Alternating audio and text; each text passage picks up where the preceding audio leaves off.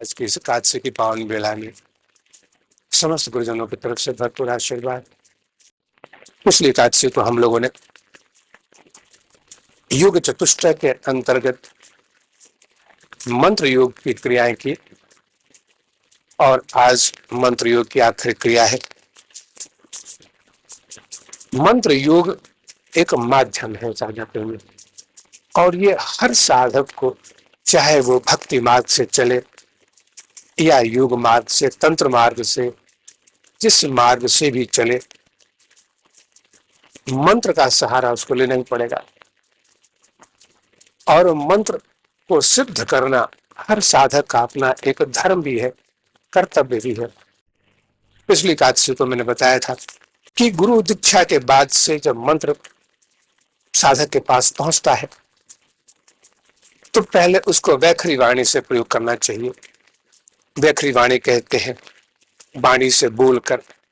ये कुछ दिन, हफ्ते या महीने चले, इसके बाद उसको बुदबुदा कर करना चाहिए। इसको उपांशु कहते हैं। और ये वैखरी के बाद में ये मध्यमा स्थिति होती है। मध्यमा के बाद में फिर ये चला जाता है पश्यंती में, जहां मानस जब चलता है, और पश्यंती के बाद परावाणी। तो साधना का अंत होता है परावाणी से, और परावाणी में जब पश्यंती में पहुंचते हैं तो ये मानस जब शुरू हो जाता है। और मानस जब की सीढ़ियां चढ़ते चढ़ते एक अवस्था ऐसी आती है कि हमारा जब परावाणी में होता है। परावाणी वो वाणी है जो नाभि से निकलती है। नाभि ही मूल स्थान है ध्यान का या जप का। लेकिन वहां पहुंचने के पहले जो 3 श्रेणियां हैं, पश्यंती, मध्यमा और वैखरी, इनका अभ्यास करना पड़ता है। तो साधक प्रेमियों, आज हम पूरी क्रिया को केंद्रित करेंगे परावाणी पर। परावाणी कहते हैं अजपा जप को। जब तक जप आपका चलता है वाणी के माध्यम से, मानस से, तब तक मानस में पहुंचकर फिर भी फल देता है। लेकिन वैखरी में और मध्यमा में ये फल नहीं दे पाता। इसके बारे में हम आगे जानेंगे। देखिए, साधक जब तक परावाणी में नहीं पहुंचता है तब तक आत्मा का दर्शन नहीं होता है। आत्मा का स्वरूप तभी पता लगता है। आत्मा का मतलब है परमात्मा।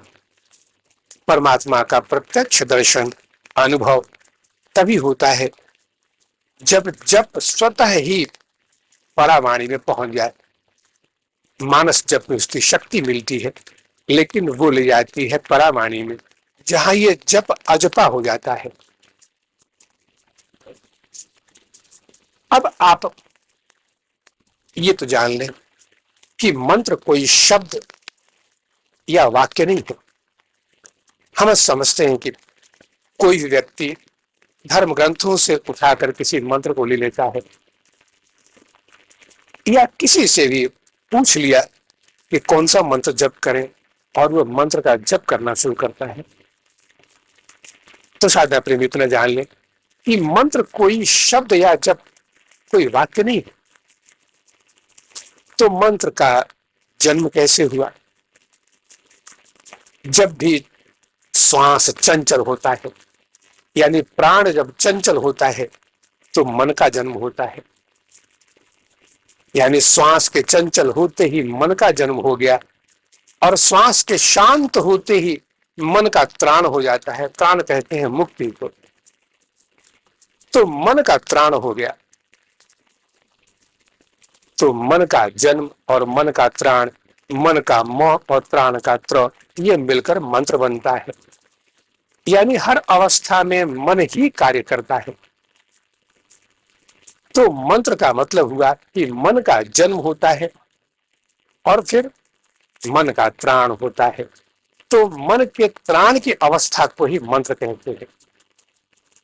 यानी जब मन अपने अस्तित्व को खोकर और साक्षी बन जाए, उस परमात्मा में विलय कर जाए, यही मंत्र है। उसका माध्यम मंत्र बनता है। तो इतना तो जान कर रखें कि मन के चैतन्य होने में, मंत्र के चैतन्य होने में प्राण का सबसे बड़ा योगदान है। श्वास पर नियंत्रण करना, प्राण वायु पर नियंत्रण करना, प्राणायाम को सिद्ध करना, ये पहला कर्तव्य होता है हर साधक का, और तभी मंत्र चैतन्य होता है। साधक प्रेमी, जब तक मंत्र चैतन्य नहीं होगा तब तक अंतर की स्फुरना जो होती है ईश्वर के प्रति, एक प्रेम, संसार के प्रति वैराग्य, ये तब तक नहीं होगा जब तक मंत्र चैतन्य नहीं हो।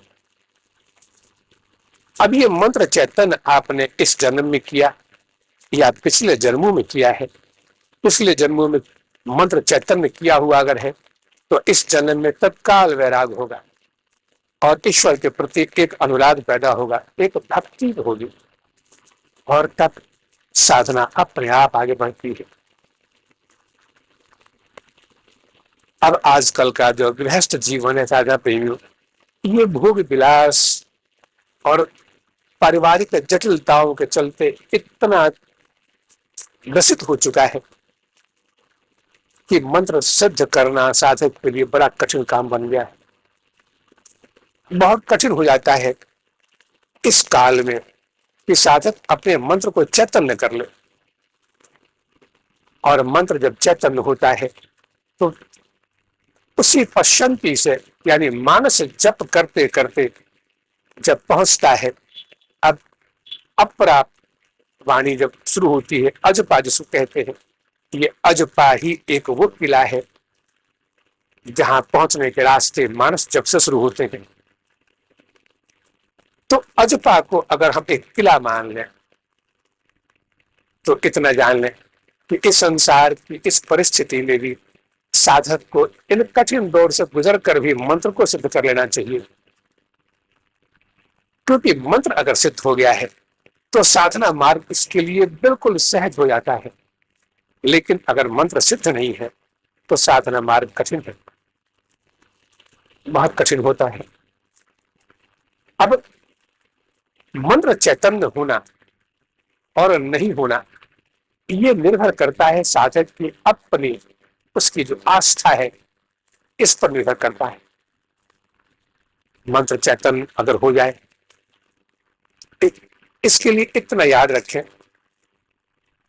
कि इन सब चीजों के लिए बुढ़ापे का सहारा न ले, इनको बुढ़ापे के लिए न छोड़े, क्योंकि मंत्र को चैतन्य करना, अपने प्राणों को आयाम देना यानी प्राणायाम करना, ये एक स्वस्थ शरीर नहीं हो सकता है, वृद्धावस्था में नहीं हो सकता। इतना याद रखें कि ये जो किला है अजपा जप का, ये बड़ा दुर्गम है, कठिन दौर से गुजरना पड़ता है। इसलिए इसमें शरीर को स्वस्थ रखें, मन को स्वस्थ रखें, और इतना ही समय दें कि प्रातः काल और संध्या समय और अजपा का प्रयोग करें। मानस जब से शुरू हो अजपा में, ये जो विधि बताई गई है पिछली एकादशी को, इसका सहारा लेकर आगे बढ़े, निश्चित सफलता मिलेगी। आज की एकादशी साधना में मैं उन साधकों को अर्पण करता हूं, और उन सभी साधकों को जिन्होंने एक संकल्प लिया है मंत्र सिद्ध का या फिर साधना में आगे बढ़ने का,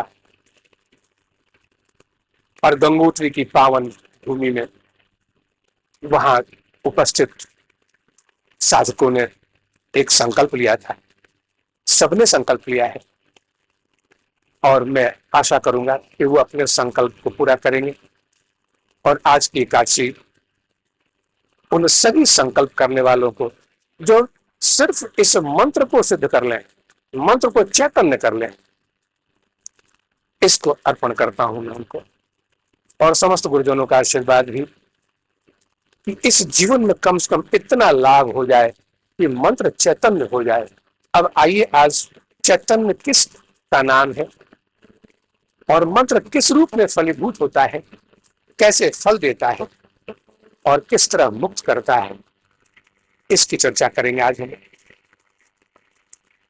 यानी मंत्र परा बैखरी से शुरू करके परावाणी में जब पहुंचता है तो कैसा लगता है?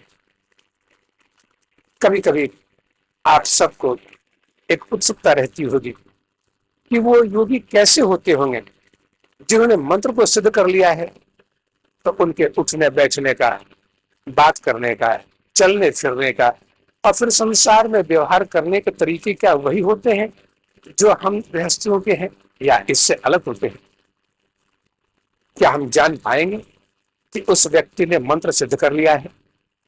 आइए इसको समझें आज, और इतना जान के रखें कि जीवन की भाग दौड़ में कितना भी अपने आप को डाल कर रखें, इस चक्की में कितना भी पिसते चले जाए, जब तक मंत्र को चेतन नहीं करेंगे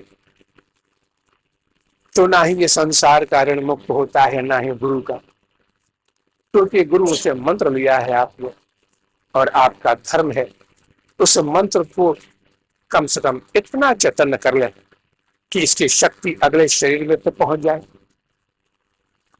तो आइए आज जाने कि ये अजपा जब क्या चीज है और कितनी बड़ी शक्ति छिपी होती है इस अजपा में। देखिए, जिस दिन आपको गुरु मंत्र मिला था दीक्षा के समय में, अगर वो मंत्र आज भी सिर्फ बैखरी वाणी का विषय है या उपांशु का और फिर माला पे ही चलता रहा है अभी तक, जब तक वो मंत्र माला पे चल रहा है और माला से आगे नहीं बढ़ पाए हैं, यानी वो मानस नहीं बन पाया है अभी तक, तो उस अवस्था को कहते हैं सुप्त अवस्था, यानी वो जप की सुप्त अवस्था है, मंत्र की सुप्त अवस्था।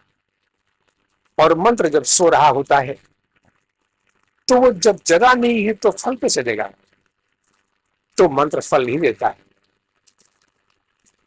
अब इसका नियम ये है कि कम से कम 15 माला का नियम लेना चाहिए इस यात्रा में परावाणी तक पहुंचने का। परावाणी एक वो दुर्गम तीर्थ है जहां लोग चल के जाते हैं, उसकी शुरुआत करनी चाहिए 15 माला से।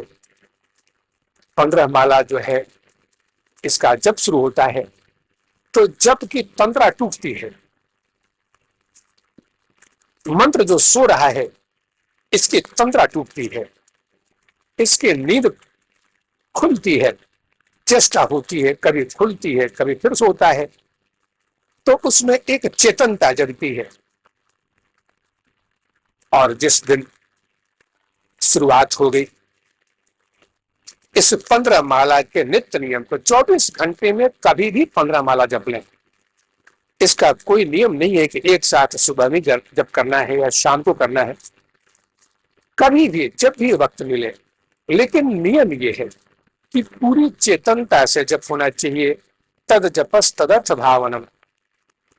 मैं बार बार कहता हूं, धर्म ग्रंथों ने कहा है कि सिर्फ उंगलियां माला पर चल रही हों तो ये जप नहीं है, मन को लगाना पड़ेगा उसमें, और मंत्र को मानस रूप में सुनते रहें और भावना करते रहें।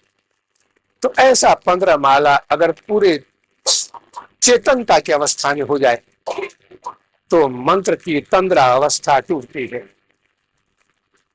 और जिस दिन ये 25 माला हो जाए उस दिन त्रिपुटी टूटती है। त्रिपुटी कहते हैं कि ध्याता, ध्यान और ध्येय। मैं ध्यान कर रहा हूं, मैं माला को जप रहा हूं, ये माला है, ये मंत्र है, ये जो भान बना रहता है ये टूटता है। और साधना प्रेमियों, जिस दिन 25 माला से तंद्रा टूटती है उस दिन साधक के सामने एक अद्भुत, कुछ चीजें अद्भुत आने शुरू होती है। अब उसका मन उस जप में लीन होना शुरू होता है, लगातार मन मंत्र के साथ चलता रहता है। मन को शांत करना पड़ता है इसमें। मन जब शांत होता है तो माला का स्वर भी लगातार सुनाई पड़ता है और तब मन का लय होता है और तब एक रस मिलता है। और इसका सबसे बड़ा लाभ होता है कि प्राणों का आना जाना होने लगता है। यानी ये श्वास लेना और छोड़ना, ये जब लय बना रहता है तो लय के साथ में श्वास, मंत्र के साथ श्वास लेना और छोड़ना ये लगातार बनता रहता है। लेकिन जब 25 माले के साथ में जब जागरण होता है, तब ये लेना कब हुआ, छोड़ना कब हुआ, मंत्र किस गति में चल रहा है, एक नशा होता है। और तब एक नशा, एक आनंद के उस स्रोत के साथ बहता है। और साधना प्रेमियों, तब ऐसा लगता है कि एक अद्भुत प्रवाह है नदी का। उस नदी के प्रवाह में बस हम अपने आप को छोड़ चुके हैं, बस लहरों के साथ ऊपर जा रहे हैं, लहरों के साथ नीचे आ रहे हैं। मंत्र लगातार चलता है। उस वक्त आश्चर्य होता है कि मैंने अब तक मंत्र को चलाना सीखा था, अब मंत्र खुद चल रहा है और मंत्र के साथ में अब मैं चल रहा हूं। अब मुझे मंत्र को चलाने की आवश्यकता नहीं है। तब एक मंत्र एक धुन को पकड़ लेता है और हर मंत्र का एक धुन होता है और वो एक संगीत की तरह होता है। अब ये मैं व्याख्या करके भी आपको समझा नहीं पाऊंगा, क्योंकि आपका मंत्र अपने जब धुन पकड़ लेगा तो एक संगीत की लहरी चलती है उसी मंत्र की, और ये बड़ा नशा देता है। इतना अद्भुत होता है कि मंत्र के उस लय में, उस प्रवाह में बस मन डूबता जाता है। और साधारण में ये नशा धीरे धीरे मानस से परावाणी की तरफ पहुंचना शुरू करता है। और जब परावाणी में पहुंचता है, तब उस नशे की पराकाष्ठा होती है कि एक आनंद में डूब जाता है, एक अपूर्व आनंद। उस आनंद को वर्णन करना बड़ा कठिन होता है। और तब कभी आपने अनुभव किया होगा कि कोई संत महात्मा अचानक उनकी कुटिया में आप चले गए, तो उनकी मनोदशा देखकर आपको लगता है कि इस सृष्टि का जितना आनंद है सब इनके चेहरे पर है, एक अद्भुत आनंद। कभी अच्छे साधक के चेहरे को अध्ययन करें, जब वो अपने उस नशे में डूबा हो, तो आपको लगेगा कि दुनिया का सारा सुख फीका है इसके सामने। साधा पीनो, जब ये नशा होता है मंत्र का, जब ये नशा शुरू होता है, तो लगता है कि बस इसी प्रवाह में डूबते रहे, अब फिर लौट के नहीं आए।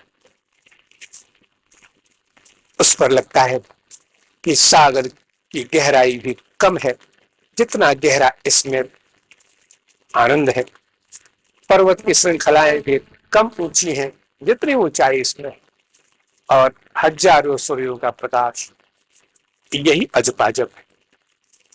और जिस दिन भी आप चेष्टा करेंगे, निश्चित रूप में तब इतना अवश्य है कि इसमें अगर साधक के अंदर में तन्मयता है, अगर वो गृहस्थी में है और सुबह शाम का नियम पक्का है, तो 1 वर्ष में निश्चित ये मंत्र सिद्ध हो जाएगा और अजपा हो जाएगा। और अजपा के बाद आपको कुछ नहीं करना है, मंत्र खुद आपको, जब ये मंत्र चलता है तो शरीर की सुध बुध नहीं रहती है साधा पे। अब शरीर कहाँ है, कैसे है, श्वास ले रहा है नहीं ले रहा है, कुछ भी परवाह नहीं रहती होती है। तो जब ये अजपा चलेगा और आप संसार में अपने गृहस्थी धर्मों को अपनाते हैं, उस वक्त अजपा स्वयं अनुमति दे देगा कि अब मैं रुकता हूं, अब आप जाओ गृहस्थी के धर्मों को अपनाओ, फिर संध्या के समय फिर आना, फिर बैठेंगे, ऐसे ही है। तो एक निश्चित नियम के अंतर्गत साधना चलती है, और फिर उसको एक बार अजपा सिद्ध कर ले, फिर उसको कुछ नहीं करना है। अब आइए इसको जरा सांसारिक दृष्टिकोण से इस चीज को समझें कि उस वक्त क्या होता होगा, ये कैसे होता है, प्रकृति के किस नियम के अंतर्गत ये होता है, इसको जानना जरूरी है। आइए देखिए, आपने अब तक ध्यान की जो व्याख्या आपने सुनी है, हमसे सुनी है, धर्म ग्रंथों में पढ़ी है, उसमें सिर्फ इतना ही है कि ध्यान का नाम होता है एकाग्रता, यानी कंसंट्रेशन, यानी चारों तरफ से वृत्तियों को सिमट कर एक बिंदु पर लाने का नाम ध्यान है।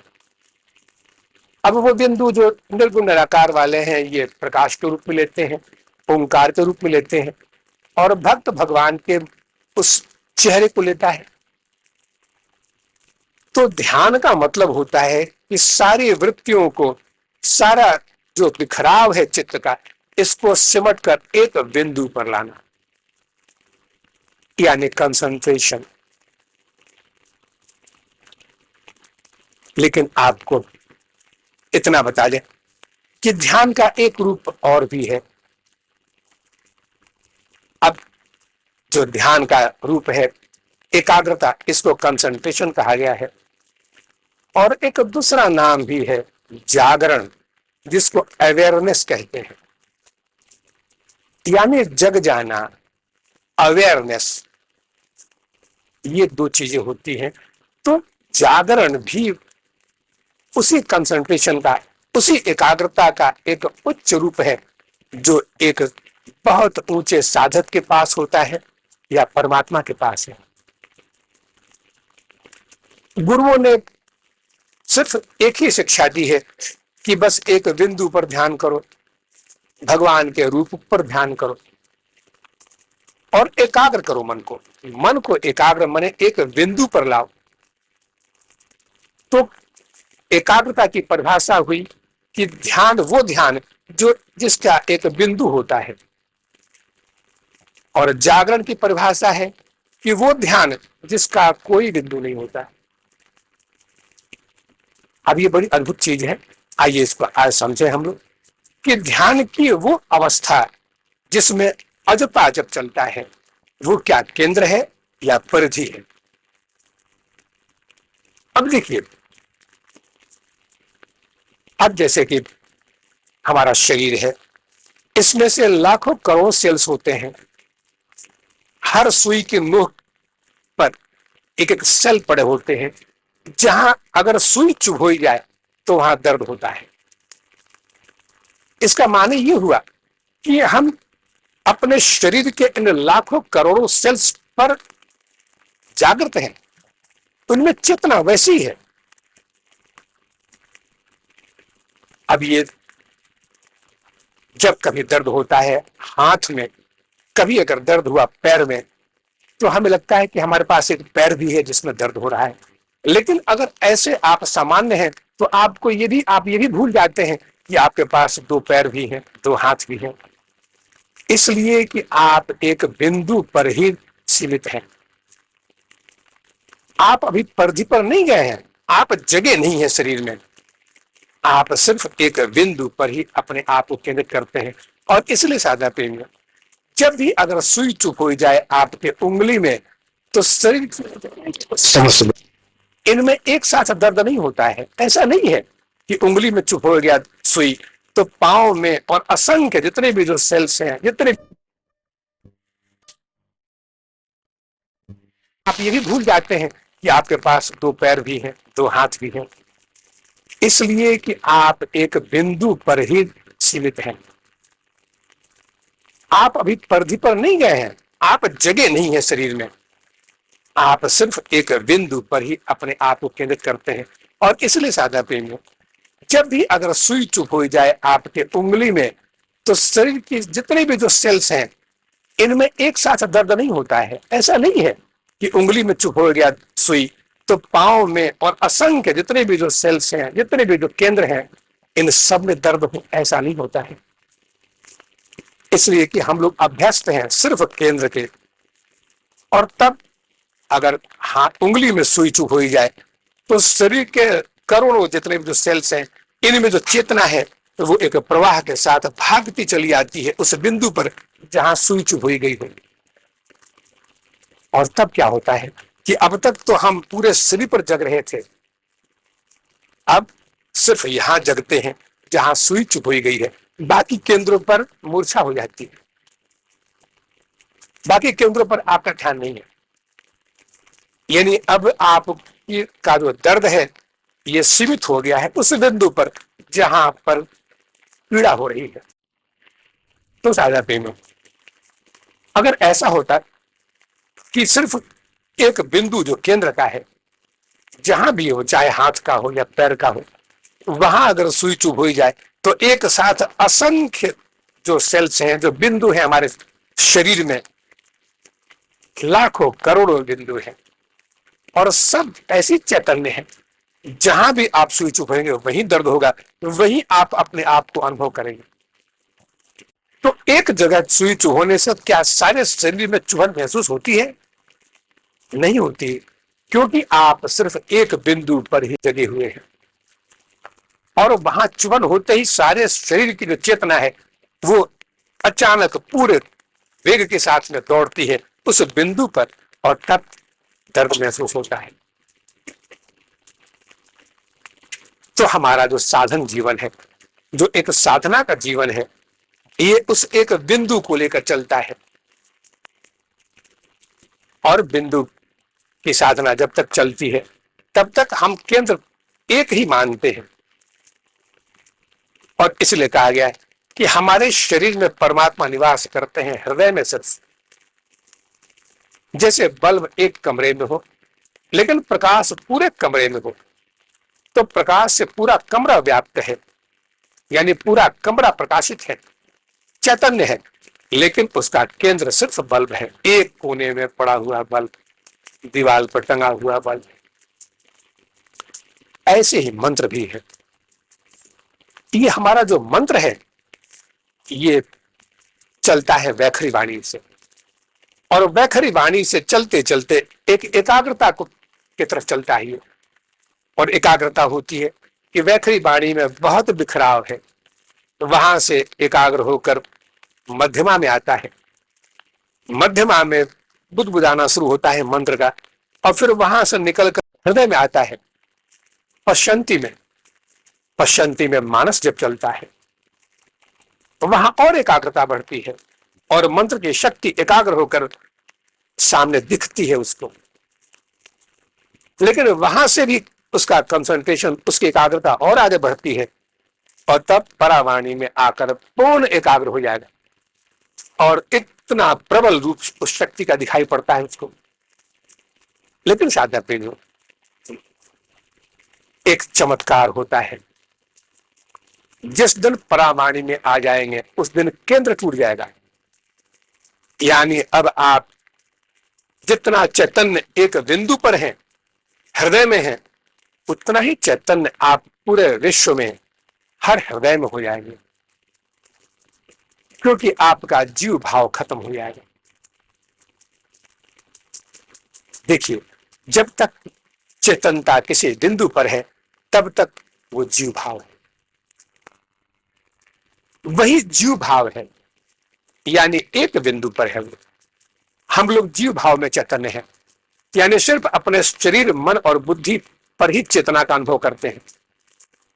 ऐसा नहीं है कि हम चेतना का अनुभव आपके शरीर में करें, आप अपनी चेतना का अनुभव हमारे शरीर में करें, क्योंकि आप अभी परावाणी से आगे नहीं बढ़ पाए। आपकी चेतनता सिर्फ एक केंद्र बिंदु पर है, आप जगे नहीं हैं, आप एकाग्र हैं। एकाग्रता जब तक है तब तक आप शक्ति भी प्राप्त करते हैं, अगर प्रकृति से या तंत्र मंत्र से तो सिर्फ अपने लिए प्राप्त करते हैं। मंत्र की शक्ति भी जगाते हैं तो अपने के लिए जगाते हैं, उस मंत्र की ही शक्ति जगती है। ऐसा नहीं है कि असंख्य मंत्र हैं, हमारे धर्म ग्रंथों में असंख्य मंत्र हैं, सब एक साथ जागृत हो जाए। ये अवस्था सिर्फ परावाणी में होती है, यानी अजपा जप में।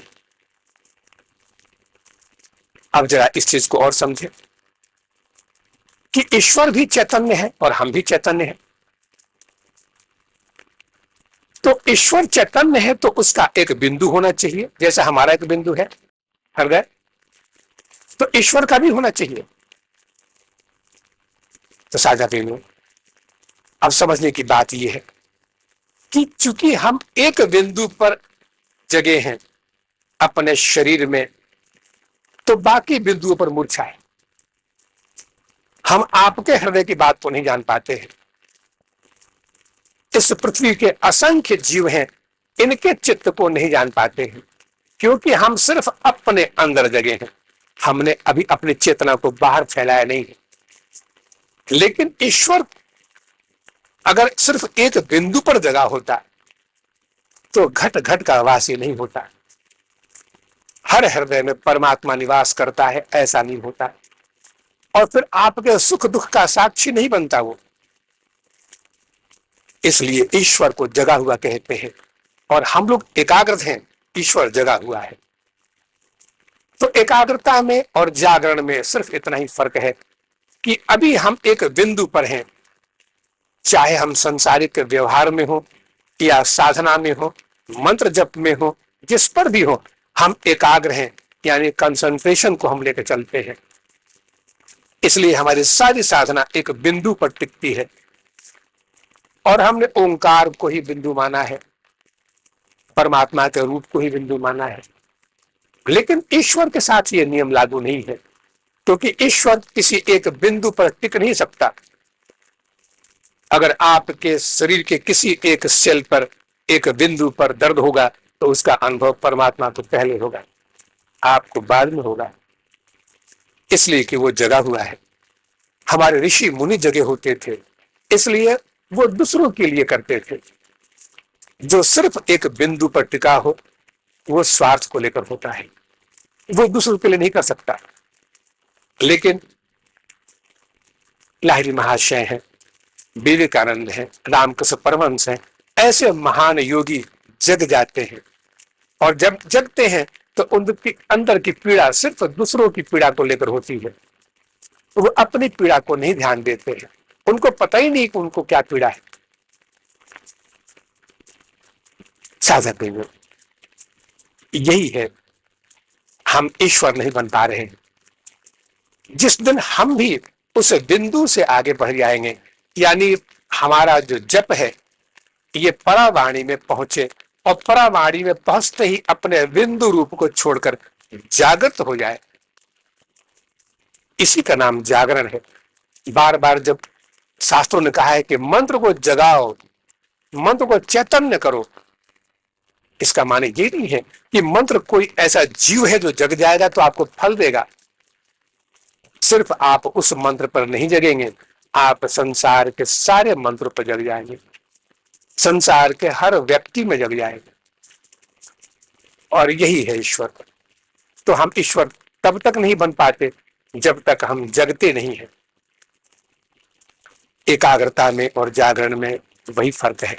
और मंत्र जागृत होना चाहिए, मंत्र को चैतन्य बनाकर जागृत कर दे, तब सब कुछ आपके सामने है।